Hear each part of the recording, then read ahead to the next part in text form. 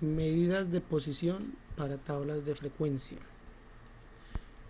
Las medidas de posición más relevantes se denominan cuartiles y percentiles. Cuando trabajamos con tablas de frecuencias, perdemos de forma específica los datos que se tenían en la muestra, y en lugar de eso contamos es con la cantidad de datos que quedan contenidos en los intervalos que se han construido. Cuando tenemos una tabla de frecuencia en la que se han construido intervalos y queremos determinar los cuartiles, entonces es necesario hacer una aproximación utilizando una técnica de interpolación. Para los cuartiles se utiliza esta expresión, y para los percentiles esta expresión que aparece a la derecha. La diferencia entre esas dos expresiones es que en esta resta que aparece en esta división, el primer término de esa resta aparece dividido entre 4 porque está asociado a los cuartiles, mientras que en los percentiles aparece dividido por 100 porque está asociado pues a 100 partes que representan los percentiles. En rojo se ha colocado el cuartil, en este caso, al que nosotros queremos hallar. Entonces ese J puede variar entre 1 hasta 3, puede ser 1, puede ser 2 o puede ser 3. Mientras que la I, que aparece en color violeta, representa es un intervalo que uno selecciona. Ese intervalo que se selecciona debe cumplir lo siguiente: debe ser identificado como aquel que contiene la frecuencia relativa acumulada inmediatamente superior al porcentaje del cuartil o del percentil que se esté buscando. De esa forma es que se va a identificar ese intervalo. Lo mismo sucede en los percentiles. J representa el percentil que se desea encontrar. Ese J varía desde 1 hasta 99, percentil 1, 2, 3, 4 hasta el percentil 99. Y esta I que aparece en violeta, o bueno, fucsia, representaría el intervalo que uno ha elegido utilizando esta nota que aparece acá.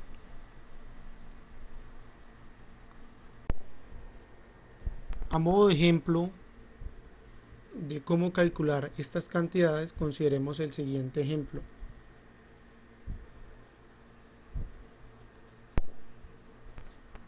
Una compañía ha registrado el tiempo en años en el que un nuevo teléfono celular mantiene en óptimas condiciones. Los datos para 100 teléfonos celulares aparecen en la siguiente tabla. Aparecen los límites inferiores, límite superior, frecuencia relativa F minúscula, frecuencia relativa acumulada F mayúscula. El valor más pequeño registrado fue 4 años. El valor más grande registrado fue de 5.2 años. Fíjense que en esa tabla que nos presenta el ejercicio, pues no aparece la cantidad de celulares que tuvieron entre 4 y 4.2 años en óptimas condiciones. No aparece, pero como nos presentan el tamaño de la muestra, nosotros podríamos utilizar esa frecuencia relativa de ese intervalo para encontrar de esos 100 celulares cuántos permanecieron en este intervalo. Lo que uno debería hacer es multiplicar la frecuencia relativa F sub I con el tamaño de la muestra, que en este caso el tamaño de la muestra coincide con la cantidad de 100. 0.01 por 100 sería igual a 1. Es decir, que un teléfono celular tuvo una duración en condiciones óptimas entre 4 y 4.2 años. 0.17 multiplicado por 100 sería igual a 17. Estoy multiplicando por 100 porque era el tamaño de la muestra. En lugar de colocar la cantidad de 100 acá, mejor coloquemos la letra n. Entonces estaría multiplicando por n. Lo mismo haríamos para el siguiente intervalo. 0.27 por 100 27, 0.35%, 35 y 0.2%, 20. Esas serían las cantidades de celulares de esos 100 que permanecían en cada intervalo.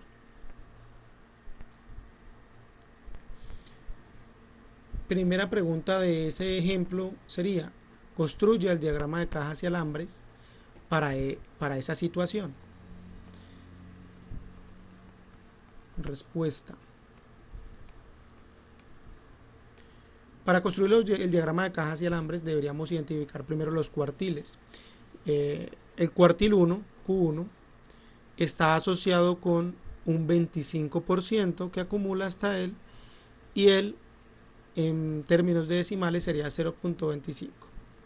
Nosotros deberíamos identificar el intervalo I, que contiene la frecuencia relativa inmediatamente superior a 0.25. Identificar la frecuencia relativa acumulada, es decir, esta columna F mayúscula, que contiene la cantidad inmediatamente superior a 0.25. En este caso, la fila que contiene al inmediatamente superior a 0.25 es la tercera fila, es decir, que sería I igual a 3. Sería la tercera fila la que contuvo la frecuencia relativa acumulada inmediatamente superior a 0.25. Si en dado caso apareciera en esas frecuencias relativas acumuladas la cantidad de 0.25, pues escogería la fila que contiene a 0.25. Si aquí en lugar de 0.45 fuera aparecido 0.25, pues hubiéramos de todos modos escogido esa fila. Si no aparece, entonces escogemos la inmediatamente superior. La inmediatamente superior es 0.45. De esa tercera fila nosotros vamos a identificar cantidades para poder calcular lo que es el cuartil 1. Cuartil 1. Cuartil 1 entonces va a ser igual a un límite inferior, el límite inferior de esa tercera fila, que en este caso sería 4.4. Vamos a escoger la frecuencia relativa de esa fila, 0.27, en el denominador quedaría. Vamos a tomar la amplitud de esa fila, es decir, cuántas unidades se corrió de 4.4 a 4.8. En este caso es 0.4. En este primer espacio va a ir una división, abajo el 4 porque son cuartiles, y arriba va a ir el cuartil que yo estoy hallando, que es el primero. Y le voy a restar a esa fracción, a ese un cuarto, le voy a restar lo que acumulaba hasta el intervalo 2. Es decir, el intervalo anterior al que hemos fijado. Eso en la calculadora nos daría como resultado 4.4 más 0.4, abro paréntesis, 1 dividido 4, menos 0.18, cierro y divido entre 0.27. Da como resultado 4.5037. Vamos a tomar nomás un decimal, 4.5. 4.5. Ahora para Q2 se encuentra relacionado un 50%, que es equivalente a 0.5, y buscamos ese 0.5 en F mayúscula. Como no aparece, escogemos el que es inmediatamente superior, 0.8. Ese 0.8 aparece en la cuarta fila. De esa cuarta fila vamos a utilizar el límite inferior, que es 4.8. Vamos a utilizar la amplitud de esa fila, que para esta fila ese intervalo tiene una amplitud de 0.2, porque de 4.8 a 5 hay 0.2 unidades. La amplitud la colocamos en el numerador De esa cuarta fila escogemos la frecuencia relativa 0.35. Dentro del paréntesis que se encuentra en el numerador colocamos una fracción, en el denominador 4 por ser cuartiles, y en el numerador colocamos el segundo cuartil. Con eso aquí estaría Q2. Después del signo menos debería aparecer la frecuencia relativa que acumulaba el intervalo anterior a 4. El intervalo anterior a 4 es el 3 y acumulaba 0.45. Eso llevado a la calculadora, 0.4.8, que es el límite inferior, más 0.2, que es la amplitud, multiplicado, abro paréntesis, 2 dividido 4, menos 0.45, cierro y divido entre 0.35, igual 4.8228, con un decimal sería 4.8.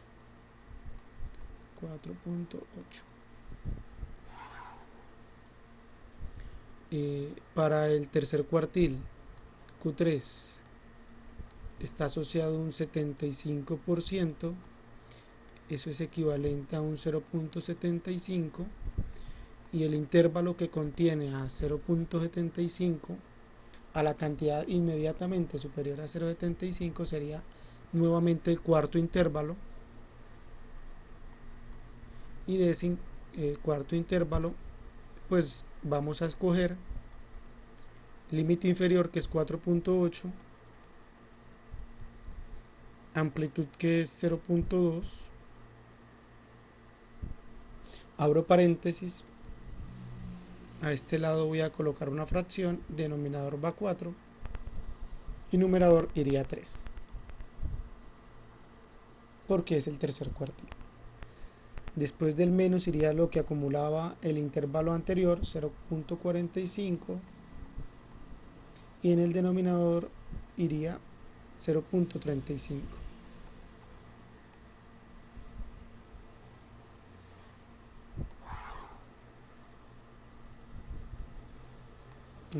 Noten que Q3, como utilizó también el cuarto intervalo, pues está utilizando los mismos datos que utilizamos para calcular Q2, solamente que ahora, en lugar de decir que es 2 dividido 4, ahora estamos diciendo que es 3 dividido 4, pero los demás valores han sido los mismos, igual 4.97, eso redondeado a un decimal sería 5, a un decimal sería 5, porque como el segundo decimal era mayor o igual a 5, entonces se le adicionó una unidad al 9, el 9 se me convirtió en 10, dejé el 0 y pasé el 1 para el 4, con eso nos dio entonces 5, que es lo mismo decir 5.0.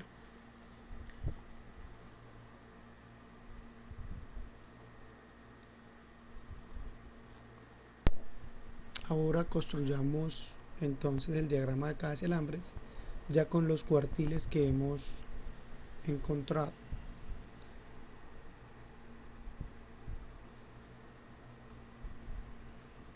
Para dibujar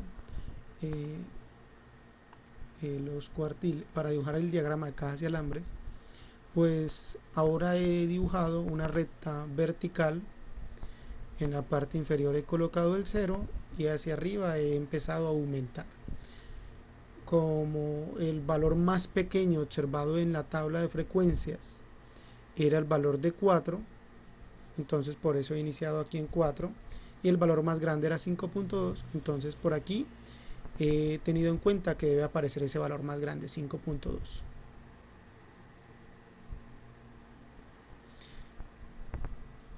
He colocado aquí que he iniciado en 0, pero luego he colocado dos líneas en diagonal, que representa que ahí hay una cantidad a la cual no le estoy teniendo en cuenta la escala. Luego del 4 al 4.2 aumenté dos decimales. Del 4.2 al 4.4 nuevamente aumenté 2 decimales, pero he intentado que esta distancia que hay del 4 al 4.2 sea la misma distancia del 4.2 al 4.4. Y eso lo he hecho en cada uno de los valores que aparecen ahí escritos, conservando la misma distancia, pero aumentando de 0.2.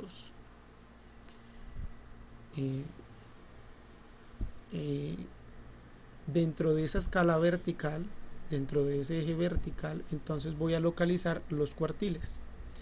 El primer cuartil que identificamos fue el de 4.5, era 4.5 primer cuartil, 4.8 segundo cuartil y 5 el tercero.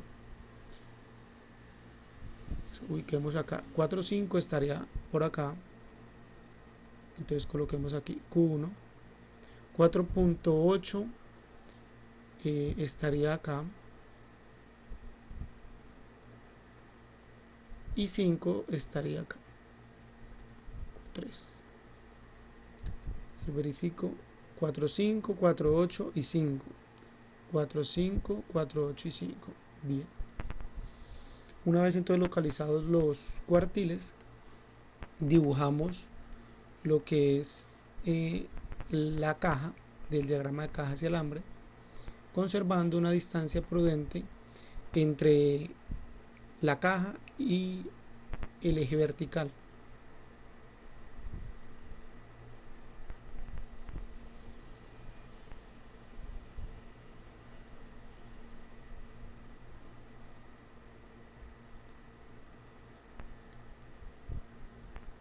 Bueno, esa sería la caja del diagrama de cajas y alambres. Y ahora los alambres se construirían teniendo en cuenta el valor más pequeño que tenía la tabla de frecuencias, que era hasta 4, y teniendo en cuenta el valor más grande que mostraba la tabla, que era 5.2. Como ahora nosotros carecemos de los datos originales, sino que solamente contábamos con la tabla de frecuencia, pues se nos hace imposible identificar cuáles eran los valores atípicos. Entonces, cuando yo tengo una tabla de frecuencia, pues para construir el diagrama de cajas y alambres no voy a tener que calcular límite inferior ni límite superior, ni voy a poder identificar valores atípicos. Los alambres se construyen entonces con el valor más pequeño que muestra la tabla, 4, y valor más grande que muestra la tabla, 5.2. 4, valor más pequeño, 5.2, valor más grande. En ese sentido, entonces, ese sería el diagrama de cajas y alambres. Este diagrama de cajas y alambres muestra un comportamiento asimétrico. A ver, lo vuelvo a escribir. Asimétrico negativo. Cuando está ubicado el diagrama de forma vertical, para concluir que es un comportamiento asimétrico negativo, pues lo que usted debería ver es que el alambre que queda abajo tiene una longitud mayor al alambre que queda arriba. Eso le serviría a usted para identificar que sea asimétrico negativo. También debería verse que el segundo cuartil, que es este recuadro que estoy señalando, debería tener un ancho mayor al tercer cuartil. Entonces, si este ancho del segundo cuartil es superior al ancho del tercer cuartil, entonces también se puede concluir que es asimétrico o negativo. Y que sea asimétrico o negativo, pues representa que valores altos de la variable, en este caso entre 4.8 y 5.2, eran los valores que más se repetían, eran los valores más frecuentes. Y si nosotros nos vamos a la tabla de frecuencias a verificar eso, pues nos damos cuenta que de los 100 datos que teníamos, el 35% permanecía entre 4.8 y 5. Que ese 35%, como eran 100 datos, 35 datos, 35 teléfonos, tenían una duración óptima entre 4.8 y 5 años. Y muy poquitos tenían duraciones entre 4 y 4.2, es decir, valores bajos. Entonces nuevamente asimetría negativa pues representa que valores altos de la variable son los que más se repiten. De forma general, entonces, hablar de asimetría negativa o asimetría positiva aparecerían para asimetría positiva. La asimetría positiva, por ejemplo, un caso aquí externo al que estamos trabajando, que son los años de antigüedad. Bueno, los años en que dura un celular en condiciones óptimas. Consideremos la edad. Yo digo que es asimetría positiva porque las mayores frecuencias se encuentran en valores pequeños de la variable. Aquí iría un 0. Valores pequeños de la variable son los que tienen mayor frecuencia. La barrita más alta representa mayores frecuencias en comparación a valores altos de la variable que presentan poquita frecuencia. Eso es asimetría positiva. Y cuando se da asimetría positiva, pues ocurre que la moda es la cantidad más grande, la mediana es la cantidad que sigue y el promedio, me corrijo, la moda es la cantidad más pequeña porque se encuentra más cercana al 0. La mediana sería la cantidad que le sigue y el promedio sería la cantidad más alta. Eso se representa con estas desigualdades. Eso ocurre cuando hay asimetría positiva. Cuando hay asimetría, cuando no hay asimetría, sino que hay simetría, entonces se denomina que el comportamiento es simétrico. Que el comportamiento sea simétrico quiere decir que tanto la moda como la mediana como el promedio tienen el mismo valor o un valor muy cercano y que representa este comportamiento. Este comportamiento lo que me está diciendo es que si mi medida de tendencia central queda en el centro, entonces al lado izquierdo y al lado derecho yo debo tener que observar un comportamiento igual, es decir, que se alejan teniendo la misma frecuencia. A la izquierda y a la derecha se están alejando teniendo la misma frecuencia. Como decir que esta línea en trazos cortos que he trazado es un espejo, refleja lo que está al lado izquierdo al lado derecho. Eso representaría simetría y se verificaría con las medidas de tendencia central en que los datos serían iguales. Ahora, asimetría negativa, que es el caso del ejemplo. Asimetría negativa mostraría que son más frecuentes valores altos de la variable, es decir, valores que se encuentran más lejos del 0. Aquí iría un 0.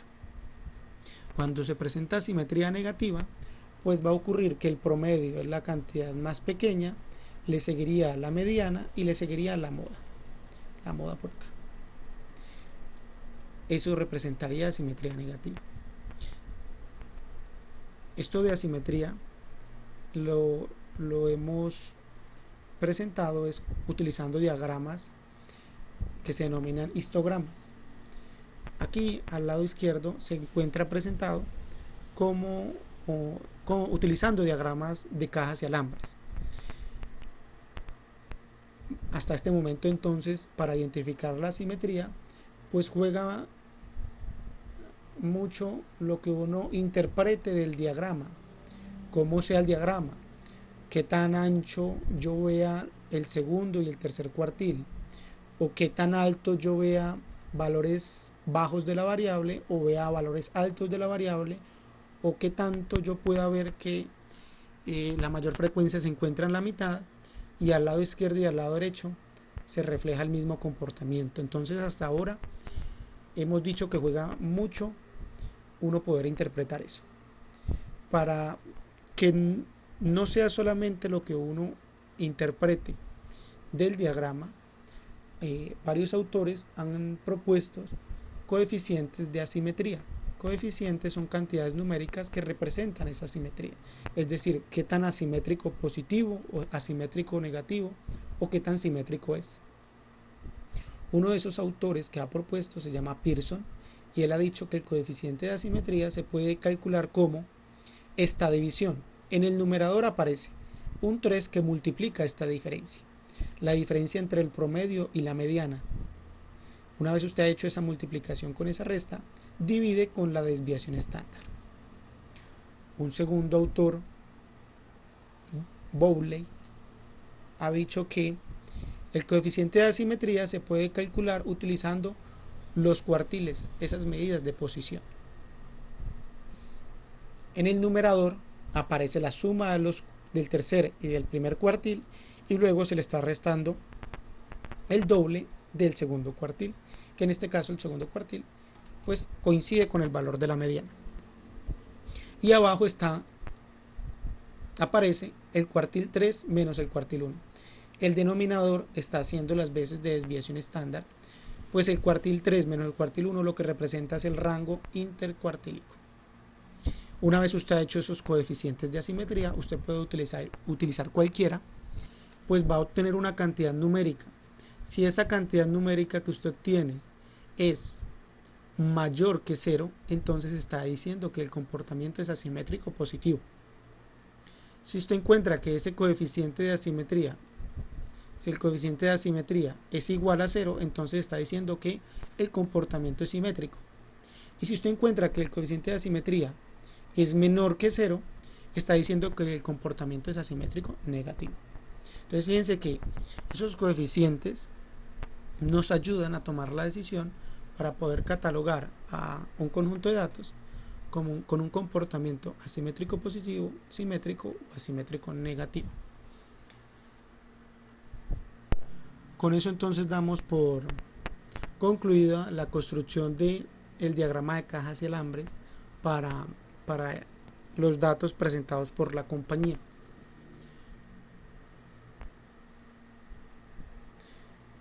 Consideremos la siguiente pregunta. Si el 60% de los mejores tiempos fue como mínimo de 4.7 años, entonces la compañía producirá a gran escala el nuevo teléfono celular. He puesto ahí de una vez la tabla de frecuencias que nos daba el ejercicio, porque para poder contestarla necesitamos utilizar los datos que ahí nos presenta. Para contestar este tipo de pregunta, o para saber cuál fue la decisión que toma la compañía, nosotros debemos identificar cuál es el tiempo, según estos datos, cuál es el tiempo mínimo para ser considerado dentro de estos 60% de los mejores tiempos. Es decir,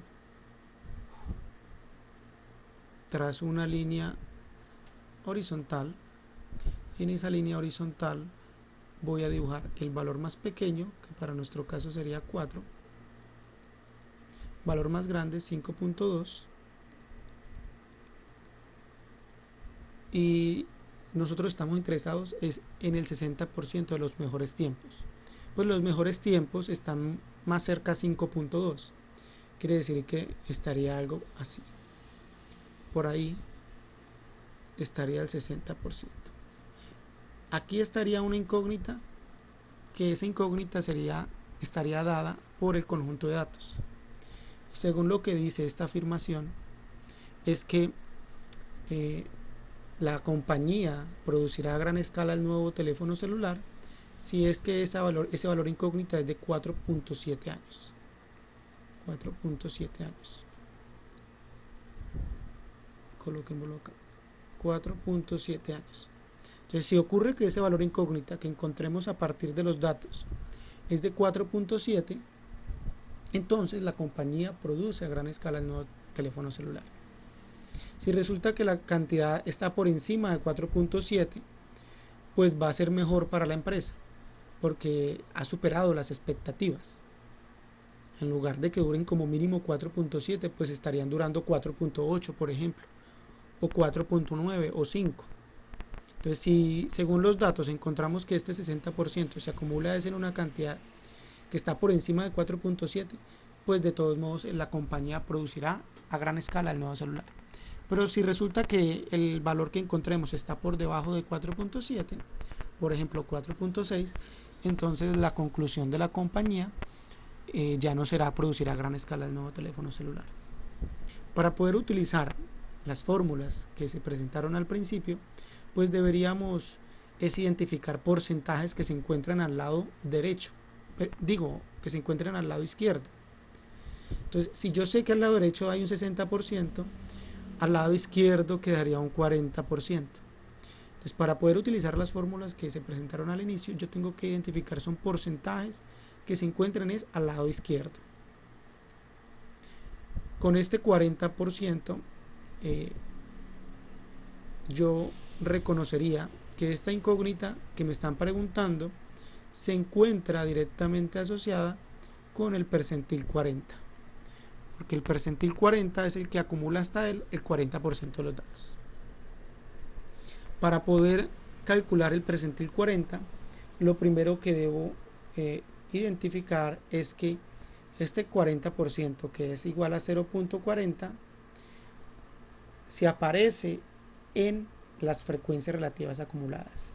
Si apareciera, escojo el intervalo donde aparece y a partir de él resuelvo la fórmula. Si no aparece el 0.40, entonces escojo el que es inmediatamente superior. El que es inmediatamente superior es 0.45.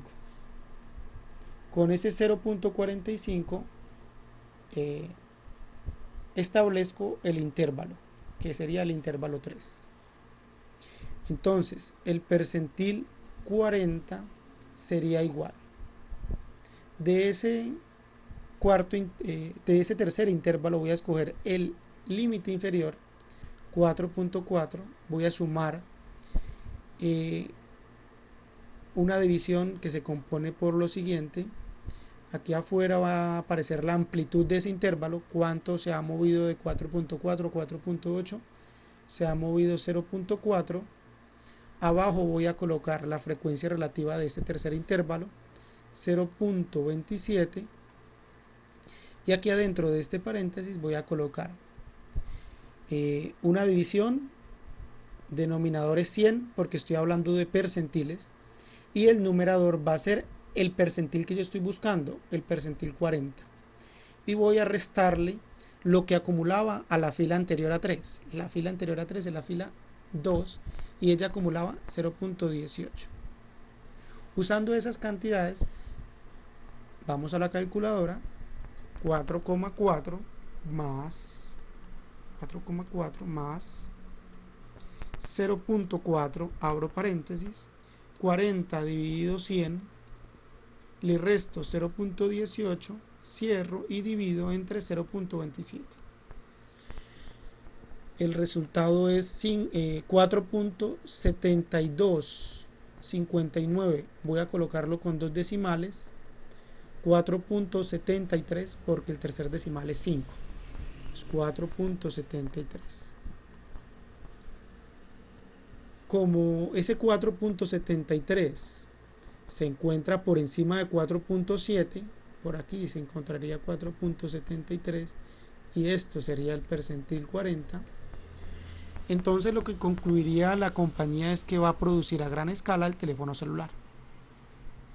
A modo de conclusión, entonces usted debería escribir: como el 60% de los mejores tiempos registró como mínimo 4.73 años, entonces se concluye que la compañía producirá a gran escala el nuevo teléfono celular. Esta entonces es la forma en que usted debería utilizar la fórmula para hallar percentiles cuando tiene una tabla de frecuencias. Nuevamente yo reitero que utilizar un diagrama es de mucha ayuda para poder determinar qué es lo que nos están preguntando, que en este caso es esta incógnita, y nos permite también identificar qué es lo que podemos utilizar para poder responder a esa incógnita. Entonces lo azul era lo que nosotros podíamos utilizar para responder a la incógnita, y eso azul lo obtuvimos a partir de lo que se encuentra en negro, que fue lo que nos proporcionó el enunciado. Bueno.